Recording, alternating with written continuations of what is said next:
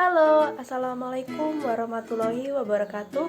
Perkenalkan, nama saya Rahma Aprilia Arumdani dari kelas 4D D4 Teknik Elektronika. Di sini saya akan mempresentasikan tentang tugas etika profesi. Ada 4 subbab materi yang akan saya presentasikan. Yang pertama yaitu etika, yang kedua profesi, yang ketiga etika profesi, dan yang keempat adalah etika profesi di bidang teknik elektronika. Yuk! Yang pertama adalah etika. Etika sendiri memiliki arti yaitu sebuah cabang filsafat yang berbicara mengenai nilai dan norma moral yang menentukan perilaku manusia dalam hidupnya. Dan menurut Dr. Andes Haji Burhanuddin Salam, etika merupakan sebuah refleks kritis dan rasional mengenai nilai dan moral yang menentukan dan terwujud dalam sikap dan pola perilaku hidup manusia, baik secara pribadi maupun berkelompok. Dan yang kedua adalah profesi. Nah, di sini profesi sendiri berasal dari bahasa Latin yaitu professio yang memiliki dua arti, yaitu ikrar atau janji dan pekerjaan. Nah, di sini profesi sendiri memiliki arti luas dan arti sempit. Nah, untuk arti luasnya sendiri yaitu menjadi kegiatan apa saja dan siapa saja untuk memperoleh nafkah yang dilakukan suatu keahlian tertentu. Nah, profesi dalam arti sempitnya adalah kegiatan yang dilakukan berdasarkan keahlian tertentu dan sekaligus dituntut daripadanya pelaksanaan norma-norma sosial dengan baik. Untuk selanjutnya yaitu etika profesi. Etika profesi sendiri memiliki arti yaitu sebuah cabang filsafat yang mempelajari penerapan prinsip-prinsip moral dasar atau norma-norma etis umum pada bidang-bidang khusus atau profesi kehidupan manusia. Atau arti lain, etika profesi adalah konsep etika yang ditetapkan atau disepakati tatanan profesi atau lingkup kerja tertentu.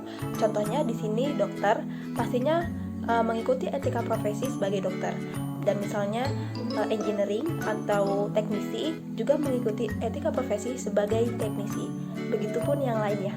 Ada juga menurut Anang Usman SH MSI, etika profesi adalah sebagai sikap hidup untuk memenuhi kebutuhan pelayanan profesional dari klien dengan keterlibatan dan keahlian sebagai pelayanan dalam rangka kewajiban masyarakat sebagai keseluruhan terhadap para anggota masyarakat yang membutuhkannya dengan disertai refleksi yang seksama.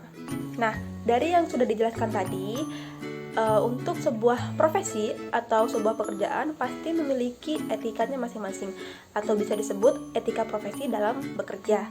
Nah, di sini mengapa sih etika profesi itu sangat penting di dalam suatu pekerjaan atau suatu organisasi? Untuk contohnya adalah yang pertama adalah memberikan rasa tanggung jawab. Nah, rasa tanggung jawab di sini kita diberi amanah serta aturan-aturan khusus boleh atau tidak diperbolehkannya kita dalam melakukan profesi kita atau melakukan pekerjaan, sehingga kita tidak semena-mena atau sesuka hati dalam melakukan pekerjaan kita.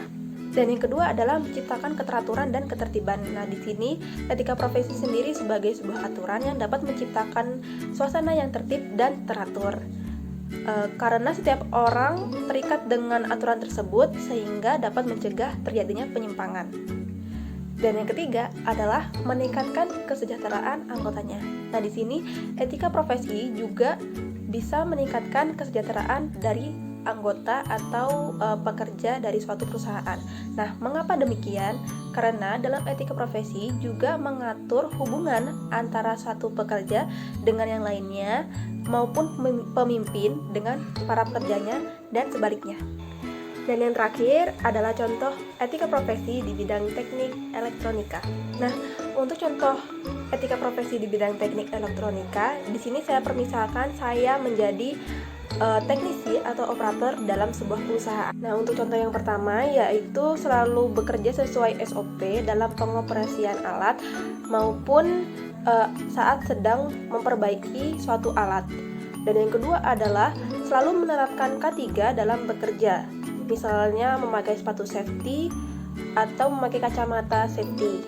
Dan yang ketiga yaitu mampu bekerja dengan baik individu maupun kelompok.